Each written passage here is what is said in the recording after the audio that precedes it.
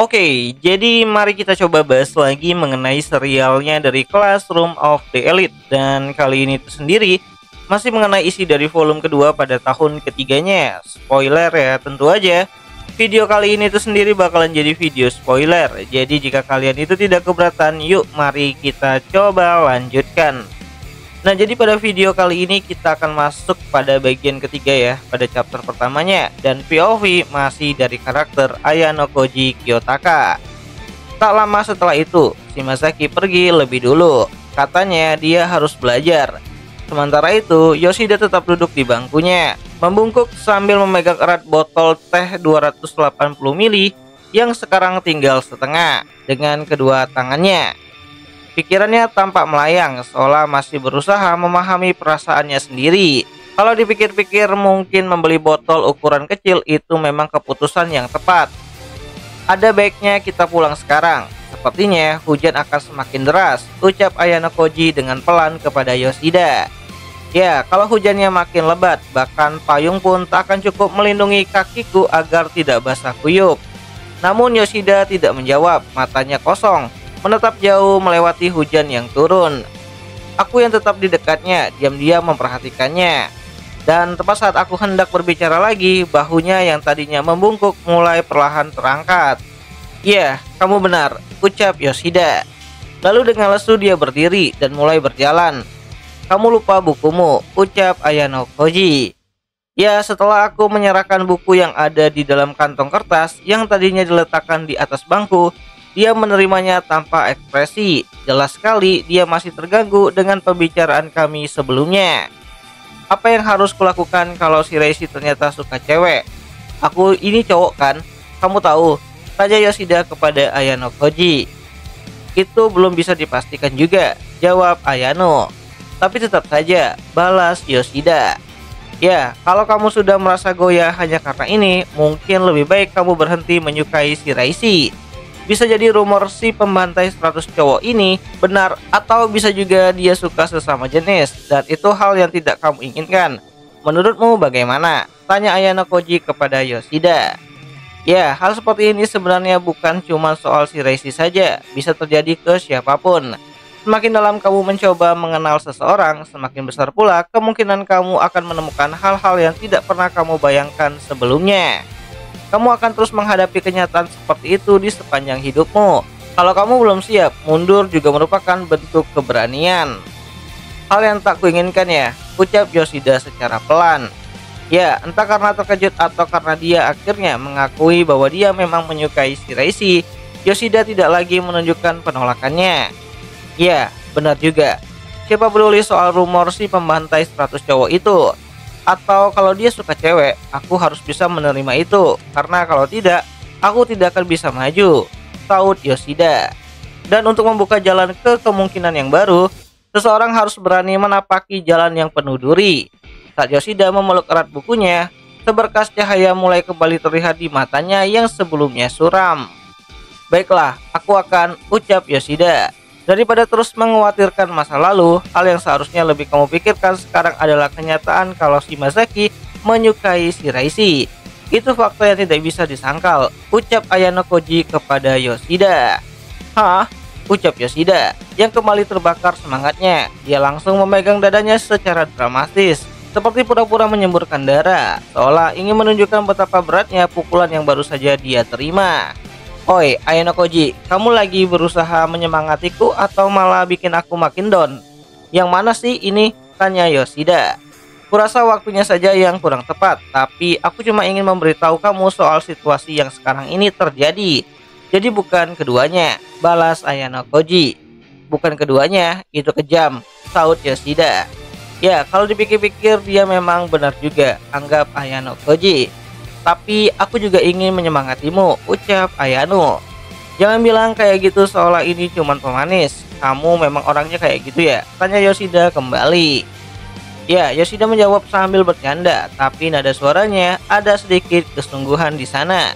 Seperti hal yang aku diam-diam mencoba memahami dia selama ini. Tampaknya dia juga melakukan hal yang sama kepadaku. Tapi begitulah kenyataannya. Aku nggak nyangka Shimazaki bakalan jadi sainganku, gumam Yoshida sambil menghela napas panjang. Mungkin karena tidak ada orang lain saat kami keluar dari Keyaki Mall, Yoshida kembali mengatakannya dengan lantang. Sepertinya dia tidak bisa menahan dirinya untuk meluapkannya. Dan saat kami berjalan, hujan turun semakin deras, menambah ritme konstan di atas payung kami. Kamu benci Shimazaki karena dia jadi sainganmu ya? Tanya Ayano Koji. Ya jelaslah, aku benci dia. Saingannya kayak gini. Makin sedikit makin bagus. Shiraishi itu udah populer banget. Karena rumor-rumor itu gak banyak yang berani mendekatinya secara terang-terangan. Tapi kalau suatu saat terbukti rumor itu bohong, bisa-bisa semua orang langsung menyerbunya. Jelas Yoshida. Dan kalau itu terjadi, Shimazaki bahkan bukan lagi saingan terberatnya, anggap Ayano setelah mendengar penjelasan dari Yoshida. Meski begitu, tambah Ayano, kelihatannya Shimazaki juga belum berniat untuk mengungkapkan perasaannya kepada Shiraishi. Ya, dari sudut pandang orang luar, cuman bisa melihat Shiraishi dari jauh saja sudah cukup baginya. Tergantung bagaimana kamu melihatnya, bisa dibilang dia tidak punya keberanian untuk menjadikannya sebuah hubungan. Tapi itu semua tergantung seberapa besar arti Shiraishi dalam hidupnya. Meskipun punya nilai akademik yang cukup bagus, Shimazaki tidak pernah membanggakannya. Dia terus belajar bahkan di hari libur demi sebuah hasil sekecil apapun. Namun tetap saja kemunculan saingan yang muncul secara tiba-tiba sudah cukup untuk membuat siapapun yang mementingkan cinta menjadi gelisah. Perasaan itu bisa saja tiba-tiba berubah loh. Kalau kamu mau mendekati Shiraishi secara terang-terangan, perasaan yang selama ini kamu pendam bisa saja meledak. Apakah aku salah soal itu? Tanya Yoshida. Tidak, itu bisa jadi benar juga, balas Ayano Koji. Ya, mungkin karena dia sudah mengakui perasaannya di depanku dan Shimazaki, Yoshida tampaknya tidak lagi berniat menyembunyikan apa yang sebenarnya dia pikirkan. Perasaan cinta memang tidak mudah dikendalikan, walaupun aku belum pernah benar-benar merasakannya. Tapi pada dasarnya aku mengerti, anggap Ayano Koji. Hanya untuk memastikan, kamu tidak akan bilang kalau kamu juga naksir sama Shiraishi kan? Tanya Yoshida kepada Ayano Koji. Sepertinya aku sudah pernah menyangkalnya sekali, jawab Ayano Koji. Tapi bagaimana kalau rumor itu tidak benar? Balas Yoshida. Kalau begitu kamu mungkin akan ikut bersaing juga kan? Dan mungkin saja, entahlah, perasaanmu jadi berubah, hatimu jadi goyah. Lagi pula, kamu kan duduk di sebelahnya. Jelas Yoshida kembali. Ya, dia terus mendesak sepertinya benar-benar ingin aku membuat janji lisan kepadanya. Aku tidak tahu apakah perkataanku ini bisa membuatmu tenang atau tidak, ucap Ayano Koji dengan santai. Tapi tenang saja, hal itu tidak akan terjadi. Dan pada saat itu, aku tidak punya perasaan apapun terhadap Shiraishi selain sebagai teman sekelas biasa. Yoshida yang sejak tadi menatapku seolah ingin mengukur kesungguhan hatiku, dan akhirnya mengangguk. Menunjukkan bahwa ia mulai menerima. Mungkin hanya dengan meyakinkan dirinya sendirilah dia bisa menerima kenyataan ini. Ya, Karuizawa cewek yang dulu pernah dekat denganmu itu tipenya sangat berbeda dengan Shiraishi sih, tambah Yoshida. Maksudku bukan untuk menjelekannya, tapi Karuizawa itu sudah pasti manis, lanjut Yoshida. Banyak cowok yang menganggap Karuizawa itu sekedar gairu atau cewek yang suka main-main. Tapi itu sama sekali tidak benar. Dia punya sisi lain yang berlawanan dengan anggapan itu. Dan dia tidak seperti yang dibayangkan orang-orang, anggap Ayano Koji. Meskipun begitu, perkataan Yoshida barusan seolah membenarkan apa yang sudah dipikirkan banyak orang. Penampilan saja sudah cukup untuk membuat orang lain iri, anggap Ayano Koji. Aku mengerti maksudmu, balas Ayano kepada Yoshida. Sama halnya seperti selera makanan, orang juga punya pilihannya masing-masing.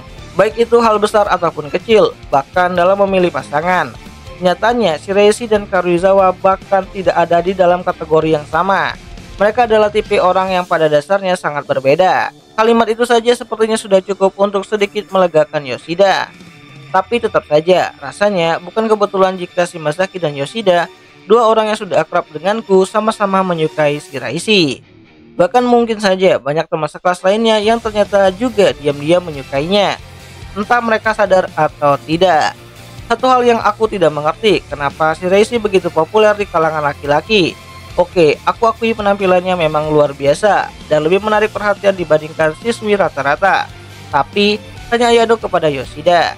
Ya, mungkin hanya segelintir cewek yang seperti dia di seluruh angkatan, tapi bukan berarti tidak ada sama sekali. Dia sudah pasti manis, dan juga, jawab Yoshida dengan malu-malu. Dan juga apa? Tanya Ayano Koji. Ya, sepertinya Yoshida ingin mengatakan kalau daya tariknya bukan hanya soal penampilan, tapi entah kenapa, atau karena malu, atau memang tidak ingin bicara lebih banyak, dia menggantung kalimatnya. Boleh aku tanya, apa sebenarnya yang membuatmu tertarik pada Shiraishi? Tanya Ayano Koji kembali. Dan karena ingin tahu jawabannya, aku mencoba untuk mendesaknya sedikit lagi. Ya begini, jawab Yoshida dengan gugup. Ya, Yoshida terlihat sedikit malu, tapi tetap berusaha melanjutkan kalimatnya. Gimana ya bilangnya, sisi misteriusnya itu loh, itu yang menarik, ucap Yoshida. Misterius? Itu sebenarnya deskripsi yang cukup tepat. Aku juga merasa kalau pikiran Shiraishi itu sulit ditebak, entah bagaimana, dia sulit dipahami. Dan setelah mendengar Shimazaki dengan yakin mengatakan kalau julukan pembunuh 100 pria itu adalah kebohongan, kesan itu jadi semakin kuat. Misterius? Sepertinya aku mengerti maksudmu, tapi kalau soal misterius, bukankah Morishita berada di level yang lebih tinggi? Tanya Ayano Koji. Ya, saat aku bertanya apakah Morishita juga berpotensi menjadi pasangan romantis dengan cara yang sama, Yoshida langsung mengangkat sedikit sudut matanya. Jangan konyol, Ayano Koji, ucap Yoshida dengan nada ketus. Morishita itu bukan misterius, dia itu aneh. Kamu kan pernah dilempari penghapus dari belakang sama dia. Itu maksudku, benar-benar kelakuan yang seperti anak setan. Jangan pernah samakan dia dengan Shiraishi, yaitu jauh lebih baik tahu. Terang Yoshida menanggapi pertanyaan Ayano Koji. Ya, nada bicara Yoshida terdengar sangat meyakinkan, seolah dia berbicara dari pengalaman pribadinya yang pahit. Dia pasti sudah lama memperhatikan Morishita. Dan karena aku pernah melihat dengan mata kepalaku sendiri bagaimana dia dilecehkan oleh Morishita, sudah jelas kalau dia pasti kesal pada saat itu. Maaf, aku tarik kembali kata-kataku, ucap Ayano Koji dengan jujur dan langsung meminta maaf. Ya, aku sadar setelah membuat kesalahan dengan membandingkan keduanya, dan merasa harus segera memperbaikinya. Sejauh yang aku tahu sih gitu. Jangan bilang kamu ada perasaan pada Morishita, tanya Yoshida kepada Ayano Koji. Bagaimana kamu bisa sampai pada kesimpulan itu? Tanya Ayano Koji kembali. Ya, menurutku aneh saja waktu dia bilang ingin duduk di belakangmu. Ditambah lagi, dia tidak pernah bergaul dengan siapapun, tapi dia sering sekali bicara denganmu. Dia akan jadi manis kalau saja dia tidak banyak bicara kan? Ini kasus yang jarang sekali terjadi, di mana penampilannya jadi sia-sia karena kepribadiannya, ucap Yoshida. Apakah pembantaian kepribadian yang menutupi penampilan itu benar-benar berhasil? Ya, itu masih bisa diperdebatkan. Mungkin lebih baik untuk berhenti ikut campur. Dia pasti tidak akan suka dibicarakan seenaknya di belakangnya, anggap Ayano Koji sambil membayangkan wajah Morishita. Maaf mengecewakanmu, tapi bukan begitu, jawab Ayano Koji. Kalau boleh bilang, dia justru paling waspada kepadaku dibandingkan yang lainnya. Dia adalah orang yang paling curiga apakah aku benar-benar ingin membantu kelas atau tidak, sambung Ayano Koji. Jadi karena itu dia selalu berada di dekatmu. Berarti yang kamu katakan tadi benar ya? Tanya Yoshida. Ya, aku kesulitan menghadapinya, yang setiap hari mengoceh macam-macam dari belakangku. Entah itu benar atau tidak, ucap Ayano Koji. Rasanya seperti dikutuk oleh sesuatu yang tidak menyenangkan. Mungkin itu cara terbaik untuk menggambarkannya, pikir Ayano Koji kembali tentang Morishita. Begitu ya, kalau begini terus sepertinya Morishita tidak akan jadi cewek yang kamu sukai. Kalaupun dia sampai jatuh cinta, pasangannya pasti adalah orang yang sama anehnya. Lagi pula, kamu sudah cukup populer tanpa perlu pusing mikirin orang seperti Morishita. Jujur, aku sangat iri, ucap Yoshida. Aku populer? Tanya Ayano Koji. Jangan bertanya dengan nada yang menyebalkan seperti itu. Kamu itu tampan, lebih pintar dari Shimazaki, dan juga jago olahraga. Kamu pindah dari kelas A ke kelas C, lalu jadi pemimpin. Cewek normal manapun pasti akan mendekatimu, terang Yoshida. Jadi itu arti kata populer ternyata. Begitulah aku terlihat di mata orang-orang di sekitarku. Seorang pengkhianat kelas, seorang pengecut yang menyembunyikan kemampuannya. Ya, aku hanya melakukan hal-hal yang membuatku dibenci oleh siapapun. Tapi sepertinya kesan itu sudah memudar bagi murid-murid di kelas C yang kini sudah menjadi rekanku. Sial, aku benar-benar ingin pacaran dengan Shiraishi, teriak Yoshida. Yang tidak bisa lagi menahan emosinya, dia berteriak dan membiarkan perasaannya meledak. Shiraishi ada di ucap Ayano Koji membuat Yoshida terkejut. Tidak mungkin, jawab Yoshida. Ya, Yoshida berteriak sambil melempar payungnya ke udara karena kaget dengan ucapan dari Ayano Koji. Di dalam kepanikannya, buku yang ia pegang pun terlepas, tapi aku berhasil menangkapnya sebelum menyentuh tanah. Di belakangmu, kalau memang benar begitu, apa yang akan kamu lakukan? Itu yang tadi mau aku tanyakan, ucap Ayano Koji untuk menyelesaikan kalimatnya kepada Yoshida. Tipuan macam apa itu? Aku jadi basah kuyup nih, ucap Yoshida. Di mana dia buru-buru mengambil payungnya, tapi pada saat itu seluruh hoodie-nya sudah basah oleh tetesan air hujan. Ya, yang seperti ini akan cepat kering, ucap Ayano Koji. Enak saja kamu bilang begitu, bentak Yoshida yang masih basah kuyup. Aku mengembalikan bukunya dan kami pun kembali berjalan. Ekspresi wajah Yoshida terus berubah, tenang, marah, sedih, dan kadang tertawa. Semuanya ia tunjukkan tanpa ragu. Semua keterbukaan itu semuanya berasal dari satu akar yang jelas, yaitu perasaan romantis. Dia bahkan mengakuinya sendiri tanpa ragu, bahkan dia benar-benar jatuh cinta pada Shiraishi. Semuanya terpancar jelas dari dirinya, dan tak seorang pun akan meragukannya. Dan aku yang ada di sisi lain masih tidak mengerti esensi sebenarnya dari emosi itu. Aku mulai pacaran dengan Karuizawa untuk belajar tentang perasaan cinta. Tapi kami putus tanpa aku benar-benar bisa memahaminya. Yang kudapatkan hanyalah kerangka hubungan pacaran. Aku tidak pernah benar-benar memahami perasaannya itu sendiri. Jatuh cinta pada seseorang atau membenci seseorang. Sejujurnya, aku masih belum sepenuhnya mengerti keduanya. Jika bukan karena tujuanku untuk menjaga keseimbangan di antara keempat kelas, mungkin aku bisa menghabiskan 1 tahun lagi untuk mengejar jawaban itu. Mungkin saja aku akan bisa melihat Karuizawa melalui kacamata perasaan cinta yang tulus. Tapi kesempatan itu sudah lama berlalu. Sekarang itu hanyalah sebuah fantasi yang tak berguna. Melihat Yoshida yang berbicara begitu serius, aku memutuskan untuk mencoba mengatakan apa yang kupikirkan. Kamu bilang kamu iri padaku, tapi sejujurnya aku yang iri padamu, Yoshida, ucap Ayano Koji. Aku? Kenapa? Yoshida terheran dan tampak jelas kebingungan. Kamu bisa bilang secara terang-terangan kalau kamu suka Shiraishi, bukan? Fakta bahwa kamu bahkan bisa merasakan hal seperti itu sejujurnya membuatku iri, jelas Ayano Koji. Berbeda dengan soal yang bisa dipecahkan dengan rumus matematika, cinta bukanlah sesuatu yang bisa diuraikan dengan logika. Tapi Yoshida bisa pasrah pada emosi yang tak terukur itu dengan begitu alami. Namun saat itu Yoshida jadi salah tingkah. Ia mencoba menepisnya. Tidak, ayolah, bukan begitu. Ini cuman cinta bertepuk sebelah tangan tahu, ini konyol, ucap Yoshida. Di mana Yoshida mencoba untuk menyangkalnya lagi, tapi mungkin karena sadar sudah tidak ada gunanya berpura-pura, dia pun menghela napas panjang dan berbicara lebih tenang. Tidak ada yang perlu diirikan, kamu cuma main-main denganku kan, pasti begitu, ucap Yoshida. Ya, dia tertawa, tapi ada kilatan frustasi di matanya. Baginya ini bukan sekedar lelucon. Tapi aku juga sedang tidak main-main, aku bersungguh-sungguh dengan ucapanku, anggap Ayano Koji. Ini bukan sindiran, ucap Ayano Koji kepada Yoshida. Aku masih tidak mengerti apa artinya jatuh cinta, atau bagaimana benar-benar menyukai seseorang. Ingin menjalin hubungan itu berhasil, atau aku takut ditolak, atau aku takut tidak disukai, atau bahkan sebaliknya. Perasaan cinta yang memudar, keinginan untuk putus, aku belum bisa memahami semua perasaan itu, baik yang positif maupun negatif. Jelas Ayano Koji. Apa-apaan ini? Kata Yoshida sambil mengerutkan dahinya. Kamu kelihatannya tidak bercanda, tapi serius, bukankah kamu pacaran dengan Karuizawa? Dan itu sudah cukup lama lagi, tanya Yoshida. Ya, Yoshida tidak salah, dia melemparkan sebuah kebenaran yang tidak bisa kusangkal.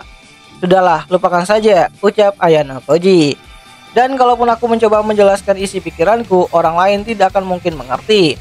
Dari sudut pandang Yoshida, aku hanyalah cowok yang pernah pacaran dengan Karuizawa. Wajar saja kalau dia menganggap aku sudah merasakan semua asam garam tentang cinta. Namun melihat kata-kataku dan sikapku barusan, dia sepertinya merasakan sesuatu, meskipun dia tidak sepenuhnya mengerti. Ya, aku rasa kalau aku bertanya lebih jauh, aku akan terlihat sok tahu. Jadi aku berhenti sampai di sini saja ya, ucap Yoshida untuk memecah keheningan. Tapi setelah jeda sejenak, Yoshida yang sepertinya masih ingin memastikan sesuatu melirik wajahku dan bertanya. Jadi kamu tidak punya siapa-siapa yang kamu sukai pada saat ini ya? Tanya Yoshida. Tidak ada, jawab Ayano Koji. Begitu ya, jadi memang ada cowok yang seperti itu, balas Yoshida. Itulah kenapa aku iri. Iri karena kamu bisa benar-benar jatuh cinta pada seseorang, ucap Ayano Koji. Aku harap kamu juga menemukan seseorang nantinya, seseorang gadis yang bisa benar-benar kamu cintai, balas Yoshida. Seseorang yang bisa benar-benar kucintai, mungkin aku sudah hampir mencapainya melalui waktuku bersama Karuizawa dan melalui ikatan aneh yang tak terduga dengan Ichinose yang mungkin tidak akan dimengerti oleh orang lain. Merasa bahwa seseorang itu cantik atau manis, menyentuh seseorang, merasakan jantungnya berdebar semakin kencang setiap detiknya. Aku pernah mengalami pengalaman semacam itu sampai batas tertentu. Namun perasaan cinta yang sesungguhnya masih belum tumbuh di dalam diriku. Atau mungkin perasaan itu sudah ada, dan aku hanya belum menyadarinya. Obrolan santai kami sambil memandangi hujan pun terhenti dengan sendirinya. Pokoknya, ayo kembali dulu Ayano Koji, sepertinya hujan akan semakin deras, ucap Yoshida. Itu kan yang kukatakan tadi, tapi sudahlah, aku tidak akan menyindirnya. Aku kembali mengangkatkan kakiku dan melaju perlahan. Meski hanya sebentar dari obrolan dengan Yoshida dan Shibazaki, aku bisa memahami kepribadian mereka secara garis besar. Baik atau buruk, tak satupun dari mereka yang berpura-pura. Mereka berdua tipe orang yang belak-belakan menyuarakan isi pikiran mereka. Dari luar, Yoshida terlihat lebih keras terhadap orang lain, tapi di dalam dia cukup peduli. Shibazaki di sisi lain menjaga jarak yang pas dengan semua orang, tidak terlalu dekat dan juga tidak terlalu jauh. Selalu bersikap seimbang dan adil. Sepanjang jalan, aku juga mendapatkan pemahaman tentang masalah percintaan pribadi mereka. Untuk pemahamanku tentang mereka sebagai teman sekelas, kurasa analisisku sudah lengkap. Keduanya sangat penting bagi kelas dan akan terus menjadi kontributor yang berharga di masa depan. Jika nanti timbul masalah, aku harus ada untuk mendukung dan melindungi mereka. Dan saat hujan mulai turun lebih deras, kami berdua berjalan dalam diam dan kembali ke asrama. Nah, jadi kurang lebih itulah isi dari bagian akhir ya pada chapter pertama dari serialnya Classroom of the Elite untuk volume kedua pada tahun ketiganya. Dan jika kalian suka dengan konten seperti ini, kalian bisa bantu aku dengan cara tulis di kolom komentar. Bang, lanjut bang, nanti akan aku coba lanjutin ceritanya. Dan akhir kata, itu aja lah dulu mengenai video singkat kali ini. Dan jika ada yang salah, aku minta maaf. Dan sampai jumpa di pembahasan anime lainnya. Jenny.